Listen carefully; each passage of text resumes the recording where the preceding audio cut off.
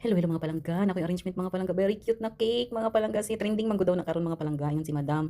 So actually dili ta ako mag voice over no, pero naman gud ang tingog ni Madam no. So kay nagistoryahan na man pud mi, no, di ba? So ako na lang siyang gi-voice over, over. So purple na siya nga color mga langga. So purple pud siya nga buwak akong gibutang sa iyang cake, no, di ba? Adtuo ko pag abot niya dira sa shop, nagtuo ko nga ice cream. Sa Madam ice cream? No, no, it's a cake. Ha? Cake?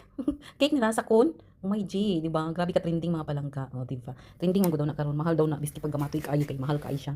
O, di ba? Regalo niya sa best friend niya kasi birthday daw gahapon. So, Eid time man, so nagkita sila. So, karon niya gihatag iyang gift, di ba? Tapos na pud siya gipabalot sa ko ang gift niya.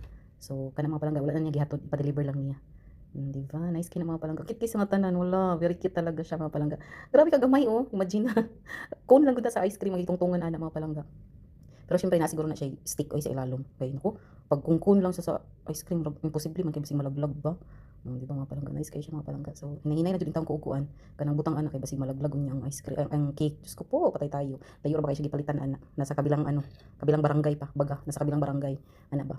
So hinahinay kay si Inday na mga palangga og butang og arrangement niya kay na patay ta makabalik.